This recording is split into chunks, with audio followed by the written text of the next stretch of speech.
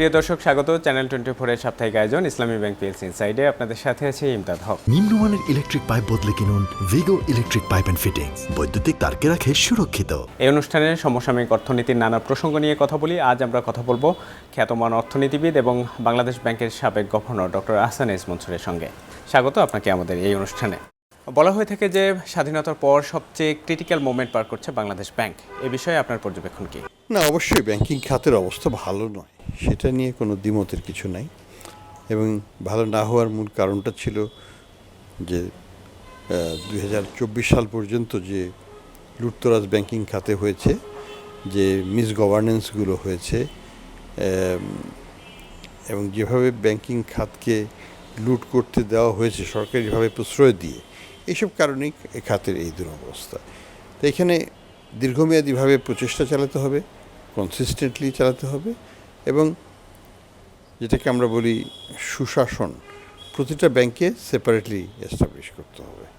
এগুলো না করতে পারলে এখান থেকে পরিত্রাণ পাওয়ার কোনো উপায়। 5 আগস্টের পরে অন্তর্বর্তী সরকার দায়িত্ব নিল, আপনি সেখানে গেলেন।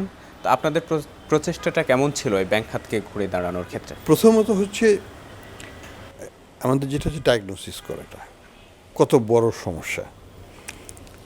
দ্বিতীয়ত হচ্ছে যে দেয়ার ওয়াজ সাম ক্রাইসিস, সেই ক্রাইসিসগুলোকে হ্যান্ডেল করা। আমি একটা একটা করে আসছি। এবং তৃতীয় হচ্ছে যে এমন কিছু সিস্টেমিক ইমপ্রুভমেন্ট করা, আইনগতভাবে যেটা আমাদের ব্যাংকিং খাতকে ভবিষ্যতের দিকে সামনে নিয়ে যাবে এবং একটা দৃঢ় ফুটিংয়ে ফাউন্ডেশনটাকে শক্তভাবে প্রতিষ্ঠা করবে।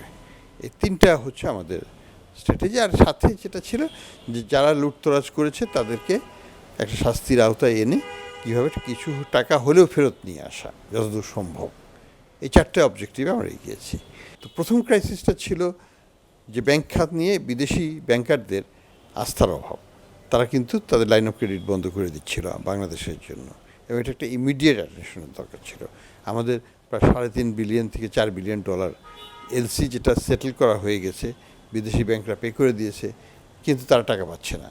সেই টাকা না পেলে তারা তো তাদের লাইন অফ ক্রেডিট বন্ধ করে দেবে। তাহলে আমরা আমদানিটা করবো কীভাবে, রপ্তানিটা করবো কীভাবে, কার থ্রুতে আমরা ফাইন্যান্স করব? তো এই জায়গাগুলোতে একটা বড় চ্যালেঞ্জ হচ্ছিল।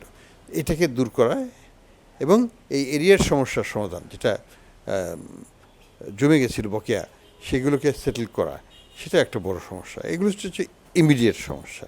এবং সাথে হচ্ছে এক্সচেঞ্জ রেটটাকে স্টেবল করা। এটা যেন 120-এ চলে আসছিল অলরেডি, এটা যেন 150, 170, 100, 200 দিকে চলে না যায়, সেটাকে ধরে রাখা। তো এই অ্যাঙ্গেল থেকে ইমিডিয়েট কিছু মেজার নেওয়া হয়েছিল। ইমিডিয়েট মেজার কি? পলিসি রেটটাকে আমরা 8.5 থেকে বাড়িয়ে 10 করলাম, হয়তো আর একটু বাড়ানো উচিত ছিল। তো এটা একটা। 2 নম্বর হচ্ছে যে আমরা প্রত্যেকটা বিদেশি ব্যাংকারদের সাথে বসলাম। প্রথম সেকেন্ড ডেতে আমি বসলাম প্রায় 200 করেসপন্ডেন্ট ব্যাংকের সাথে, এবং তাদের কাছে আমরা অনুরোধ করলাম যে দেখুন, this is the first time Bangladesh ডিফল্টের দিকে যাচ্ছে, কিন্তু বাংলাদেশ যাবে না। You have to have confidence. 50 বছর আমাদের সাথে বিজনেস করেছেন, আপনারা একদিনের তো বিজনেস নয়, গিভ আস 6 মাস সময় দেন, আমরা এটাকে ঠিক করে ফেলতে পারবো আশা করি। 3 নম্বর হচ্ছে যে আমাদের ডলারকে স্টেবিলাইজ করতে হতো, রিজার্ভকে ধরে রাখার জন্য। আমি যেমন $1 আমরা বিক্রি করিনি, নট এ সিঙ্গেল ডলার। 48 থেকে 20-এ নেমে এসছে, তারপরে কিন্তু $1 আমাদের রিজার্ভ থেকে আমরা বিক্রি করিনি। আমরা বাজার থেকে সংগ্রহ করে সরকারের চাহিদা, বিদ্যুতের চাহিদা, গ্যাসের তেলের চাহিদা, আমাদের আমদানির চাহিদা, আমাদের হজের চাহিদা, আমাদের সারের চাহিদা, এগুলো সব কিন্তু আমরা বাজার থেকেই মিট করেছি। অ্যাট দ্য সেম টাইম আমরা কিন্তু পলিসি এমনভাবে ম্যানেজ করেছি, এক্সচেঞ্জ রেট কিন্তু 122-এর উপরে যায়নি, এবং পুরো সময়টাই 122-ই ছিল। আমাদের উদ্দেশ্য ছিল যে এক্সচেঞ্জ রেট স্টেবিলিটিটা করতে পারলে আমরা মূল্যস্ফীতিকেও কমিয়ে আনতে পারবো, এবং সেটা থেকে আমরা আলটিমেটলি ম্যাক্রো স্টেবিলিটিটা আনতে পারবো। এলসিও মার্জিন কিন্তু কেউ কমিয়ে দেয়নি, সবাই বাড়িয়ে দিয়েছে পরবর্তীতে। এবং প্রত্যেকটা বিদ্যুতের ক্ষেত্রে আদানিই বলি, আমাদের বিদেশি যে গ্যাস কোম্পানি, আমেরিকান গ্যাস কোম্পানিগুলো, তাদের বকেয়াগুলো, তারপরে বিভিন্ন ব্যাংকের যে আমদানি, সব কিন্তু সব পে করে দেওয়া হয়েছে। এবং হজের ক্ষেত্রে কোনো অসুবিধা হয়নি। এটা সম্ভব হয়েছে কারণ হলো যে দুর্নীতিটা যেটা উপরের পর্যায়ে ছিল সেটা ছিল না, ফলে রেমিটেন্সের প্রবাহটা বেড়েছে। যে টাকাটা, যে ডলারটা ডাইভার্ট হয়ে যেত দুর্নীতির কারণে, বিদেশে পাচার হয়ে যেত, সেটা বন্ধ হয়ে গেছে, সেটা কমে গেছে। ফলে টাকাটা বিদেশ থেকে রেমিটেন্স হিসেবে আসছে 20 থেকে 26, 26 থেকে 35 হয়েছে এবছর। এমনি এমনি হয়নি, আমাদের লোকবল তো সেরকম যায় নাই। এটা হচ্ছে যে আমাদেরই টাকাটাই যেটা ডাইভার্ট হতো সেটা কম ডাইভার্ট হয়েছে বা হয় নাই, সেটার কারণে শীত ফ্লোটা বাংলাদেশে চলে এসছে। তো আমরা টাকাটা পেয়েছি, সে টাকা দিয়ে আমরা সৎ কাজে ব্যবহার করেছি, তো স্টেবিলিটি কিন্তু ফিরে আসছে। এক্সচেঞ্জ রেট, আমাকে IMF বললো যে অক্টোবর মাসে এটাকে ফ্লোট করে দিতে, তাহলে তারা প্রোগ্রাম দিয়ে দিবে। আমি বললাম এটা তো করবো না, আমার ইকোনমি তো স্টেবল হয়নি, আই নিড মোর টাইম, তোমাকে সময় দিতে হবে। তোমরা প্রোগ্রাম যদি দিতে চাও দাও, না দিতে চাইলে তাও চলবে, আমরা ম্যানেজ করে নিব ফরেন এক্সচেঞ্জ। কিন্তু এক্সচেঞ্জ রেট আমি $200 টাকায় নিতে দিব না। হঠাৎ করে ছেড়ে দিলে পাকিস্তানে যেটা হয়েছে 280 এখন, শ্রীলঙ্কায় যেটা হয়েছে 336, এটা আমি চাই না। আমরা এক্সচেঞ্জ রেটটাকে মোটামুটি 120, 130 এর মধ্যেই আমরা রাখতে চাই, এর বাইরে বেশি যেতে চাই না ইমিডিয়েটলি। তো তারা রাজি হলো না, কিন্তু রাজি না হলেও কিন্তু আমরা কিন্তু আমাদের পথে চলেছি এবং আলটিমেটলি তাদের সাথে চুক্তি হয়েছে এপ্রিল মাসে যে আমরা মে মাসে এটাকে ফ্লোট করে দেব। এবং আমি দেখলাম যে বিটুইন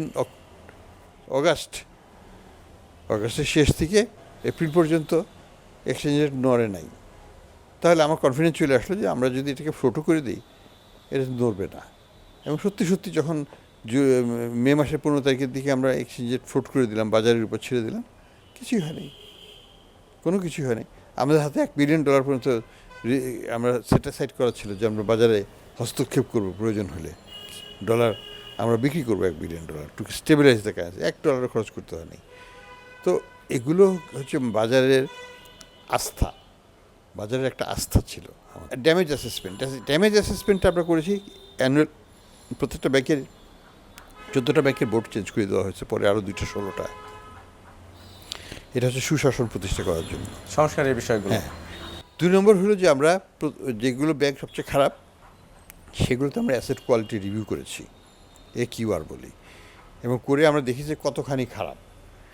আমরা ব্যাংক রেজলিউশন অর্ডিন্যান্সটা করেছি তখন, সেটা এখন ব্যাংক আইন হয়েছে, যেটাতে 18 ধারা দেওয়া হয়েছিল, সেটা এখন সরিয়ে নিয়েছে, ভালো কাজ করেছে সরকার।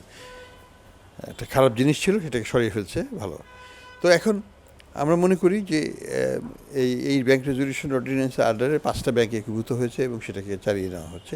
এটাকে এইভাবেই চালাতে হবে, এর কোনো ব্যত্যয় ঘটানো চলবে না, কাজ করবে না। দ্বিতীয় হচ্ছে আরও অনেক ব্যাংকেই রেজলিউশনে আনতে হবে এবং সেজন্য এই আইনকেই ব্যবহার করতে হবে। এই 5টা হচ্ছে ইসলামিক ব্যাংক, পরের হয়তো 5টা হবে নন ইসলামিক ব্যাংক, কিছু সরকারি ব্যাংক আলাদাভাবে হয়তো করতে হবে। এগুলো করলে পরে ব্যাংকের সংখ্যা কমে আসবে এবং ব্যাংকগুলো শক্তিশালী হবে এবং আলটিমেটলি জনগণ যাদের টাকা আটকে গেছে তারা 2 বছর 3 বছর পরে হলেও টাকাটা ফেরত পাবে।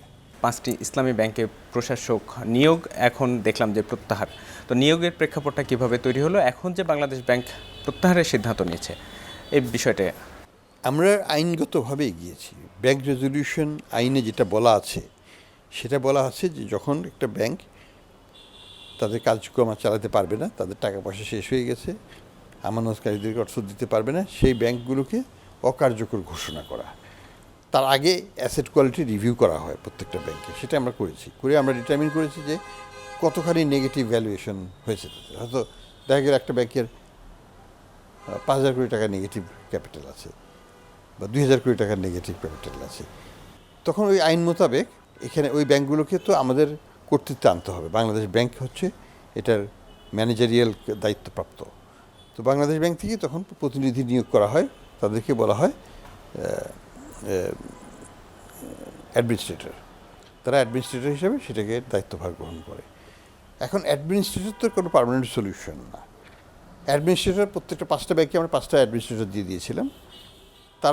তাদের মেইন কাজটা হচ্ছে কি, 5টাকে আমরা যখন বললাম যে 5টাকে আমরা একীভূত করব এবং সরকারি সিদ্ধান্ত সেটা হলো, তখন 5টা ব্যাংক প্রত্যেকদিন আমরা বসে কীভাবে একীভূতকরণ কার্যক্রমটা করা যায় সেটা নিয়ে আমরা প্ল্যান, এবং কীভাবে আমরা ডিপোজিটরদেরকে আস্তে আস্তে টাকা দেওয়া যায় সেটা একটা প্ল্যান, কীভাবে সরকারের যে ক্যাপিটাল ইনজেকশন হচ্ছে সেই টাকাটা আমরা ব্যবহার করব সেটা একটা প্ল্যান।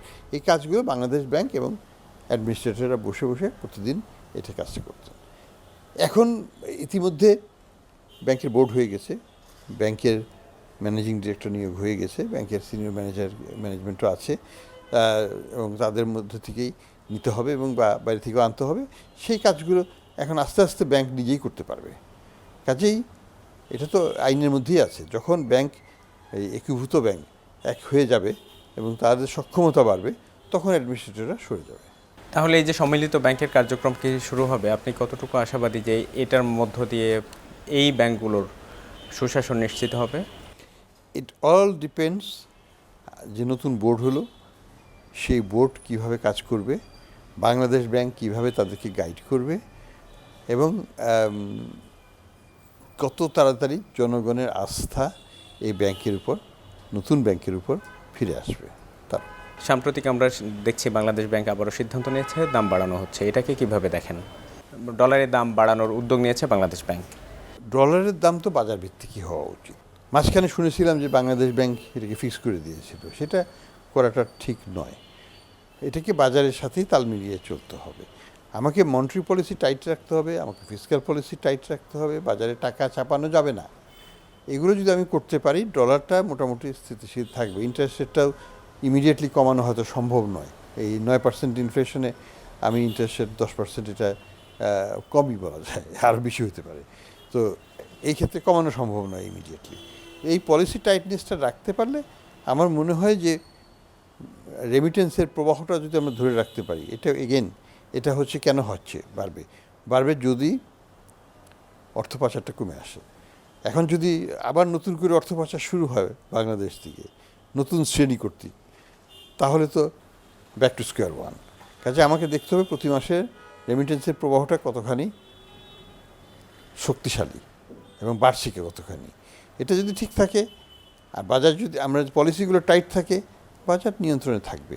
ডলারটা হয়তো ডিপ্রিশিয়েট করতে পারে, 123 হলো 124 হলো, আস্তে আস্তে হবে।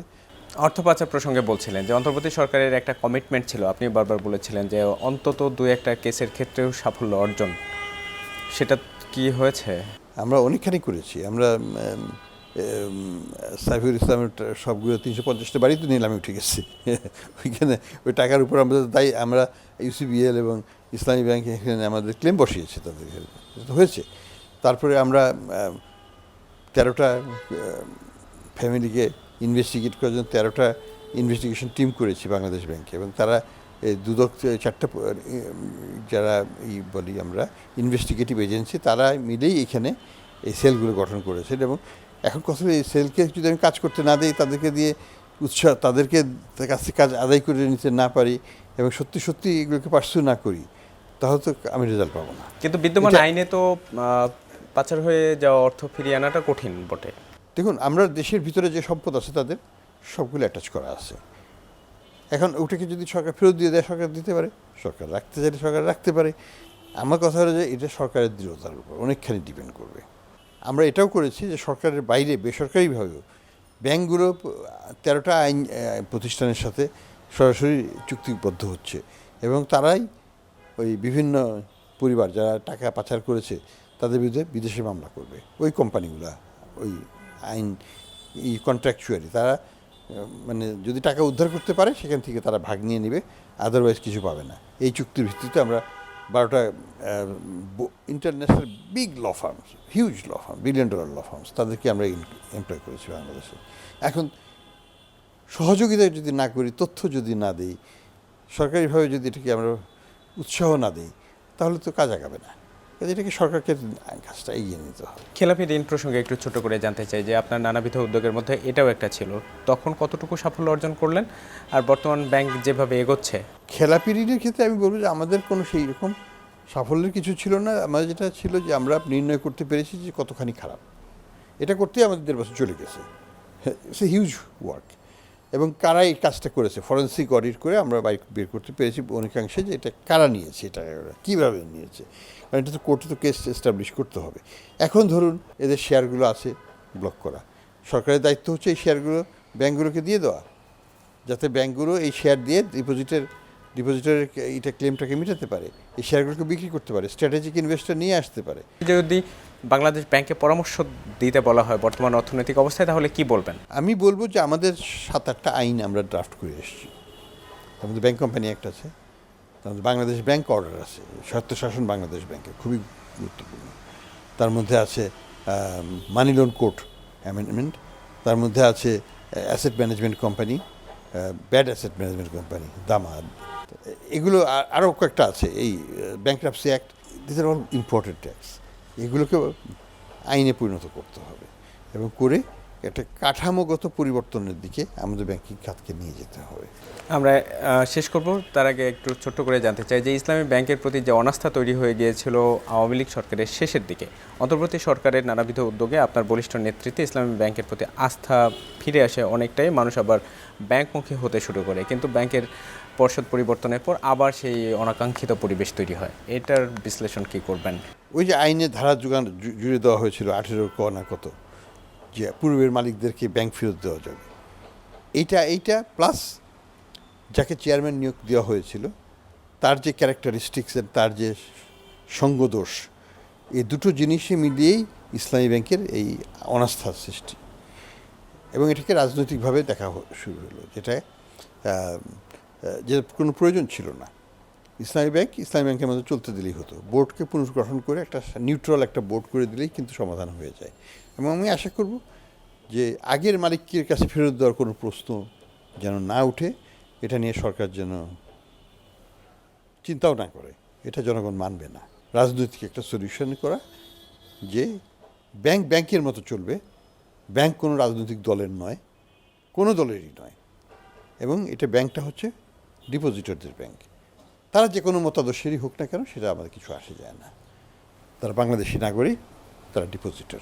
বর্তমান সরকারের কমিটমেন্টও এরকমই ছিল, নির্বাচনী ইশতেহারেও একইভাবে কথা বলা আছে। তা সত্ত্বেও আমরা দেখছি যে অনেকগুলো ব্যাংকে রাজনৈতিকভাবে যারা এই বর্তমান সরকারি সমর্থক তাদেরকে নিয়োগ দেওয়া হচ্ছে। তাহলে এইটার ভবিষ্যৎ কী?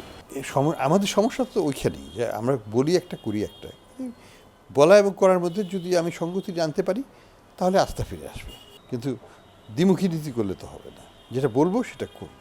স্যার, প্রাসঙ্গিকভাবে এই প্রসঙ্গটা চলে আসে যে আমলাতন্ত্র যেভাবে সহযোগিতা করা উচিত সেভাবে কি তাদের সহযোগিতা পেয়েছিলেন আপনি সংস্কারের ক্ষেত্রে? না, কোনো ক্ষেত্রেই হয়নি। এটা বাংলাদেশ ব্যাংকের ভিতরের আমলাতন্ত্রের মধ্যেও পাওয়া যায়নি, তারাও একটু দীর্ঘসূত্রিতা এবং একটু এই যে পর রাজনৈতিক পট পরিবর্তনের পরে কি হবে, এটা এখানে একটা কিছু করতে দিলে এটা স্ততগতি, এবং এটা যখন অন্য মন্ত্রণালয়ে যেত তখনও বিশালভাবে, যেটা 3 দিনে হইতে পারে সেটা 3 মাস লাগিয়ে দিত তারা। তো এইসব কারণে কিন্তু আইনগুলো, অনেকগুলো আইন যেগুলো হয়ে যেত, যেমন বাংলাদেশ ব্যাংক অর্ডার, এটা তো অর্থ মন্ত্রণালয়ের 3 মাস পরে তারপর শেষ হয়ে গেল সরকারের মেয়াদ, এখন ওইভাবেই আছে। তো এগুলো তো দীর্ঘসূত্রিতা ছিল, অস্বীকার করতে লাভ নেই। অনেক ধন্যবাদ আপনাকে আমাদের এই অনুষ্ঠানে সময় দেওয়ার জন্য। প্রিয় দর্শক, ইসলামী ব্যাংক পিএলসি ইনসাইডে আজকের আয়োজন এটুকুই, সাথে থাকার জন্য ধন্যবাদ সবাইকে।